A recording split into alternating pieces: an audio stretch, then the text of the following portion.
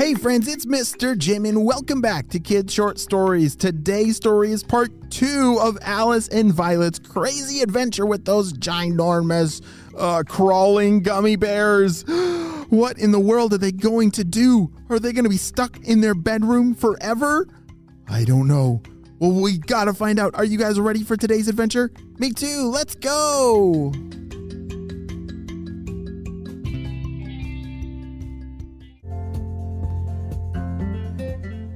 Violet, quick, grab my blanket off the floor. I don't want it to get stuck on those things. Violet reached down and pulled the blanket out just in time before the gummy bear started to crawl right over it. Oh, thank you so much, said Alice. She held the blanket close to her face.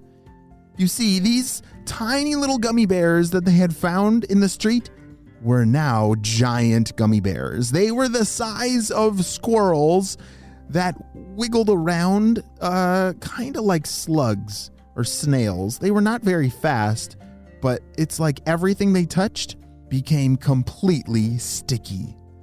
Oh no, how are we going to get out of our room? Said Violet. I don't know.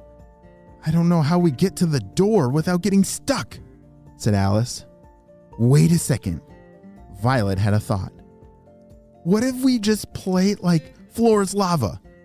Yeah, this is basically real life Floor is Lava. Instead of the floor being lava, it's some kind of super sticky stuff from these gummy bears. That's totally what we gotta do. Awesome! Alice and Violet were super good at playing Floor is Lava. Do you know how to play that game? Yeah, that's a really fun game where you have to make a maze or like a different course of chairs or, I don't know, furniture or just stuff that you have to crawl across without touching the floor. That's a great idea. We've done this like a million times, said Alice. They knew exactly what to do. There were 2 chairs right next to their beds that they grabbed and pulled over, and then they started making a trail towards the door. Okay, we gotta get out here and then close the door before those things get out of our room and start making our whole house sticky. They started to crawl across the chairs, and one by one, Alice was first. She jumped for the door, and she made it. Oh, that was a close one. Violet, be careful, they're getting closer. Violet hurried across the chairs and had to make a big jump for the door. Okay, 1, 2, 3. Ah! She landed on the other side of the door. They quickly closed the door. All right, I think those gummy bears are stuck in our room. But now, we're going to have a giant mess to clean up later, said Violet. Ugh, that's right. They may have escaped, but their room is going to be one sticky disaster. I hope they're able to find some kind of solution to make it less sticky. Alice, what do you think is something that we could use to make those things not sticky anymore? We got to start experimenting, said Violet. Well, when I have sticky hands, I wash them. You're a genius, Alice, said Violet. They raced down to the kitchen to get a big bottle of blue soap. This soap could cut through grease and the stickiest of messes. This has got to work. Alice and Violet ran back upstairs with their big bottle of blue soap. They carefully cracked the door open and, holy smokes, their room was a ginormous, slimy, gummy bear mess. All right, squirt the soap and see what happens. Alice held the bottle of soap and squirted it towards one of the gummy bears.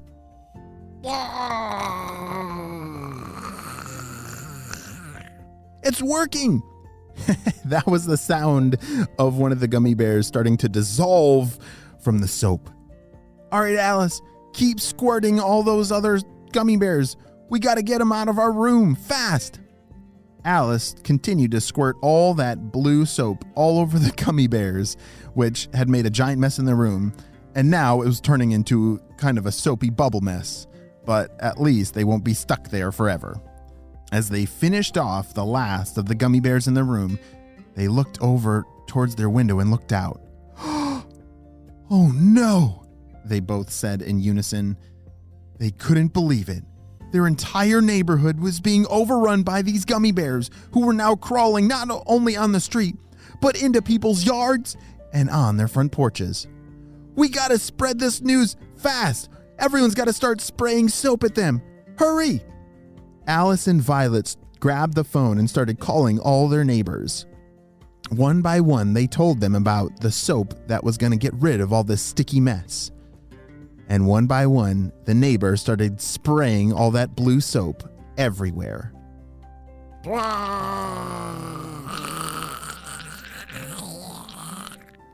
The sound of gummy bears starting to melt all over the neighborhood was very noisy. But each sound was one sound closer to the end. Hooray! Alice and Violet, they figured out a way to get rid of these sticky, super sticky gummy bears that want to stick onto everything. Back up at Dr. Stinky's blimp, he had just found out the terrible news. What in the world is going on? Purple Ninjas, I need a report now. Oh, we're very sorry, boss, but you see, Professor, he actually did have a very good plan about getting everything sticky, and then we could probably steal all the stuff that it got stuck to, but unfortunately, there were 2 spies that they figured out a way how to get rid of the sticky. What? The spy team did it again? Ugh. How in the world did they figure it out so quickly? Well, boss, it happened to just be soap that got rid of this stuff. Soap? Like regular soap? You guys didn't plan for that? Professor! Haha! Great job, Alice and Violet.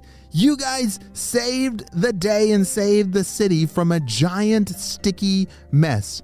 Holy smokes. If you saw live gummy bears crawling up your driveway, would you A, think about eating them or run for your life? I don't know. I might want to do both. Take a chomp and then run. But these gummy bears, they were a super sticky mess that you would not want to bite into. And that is the end of today's adventure. The end.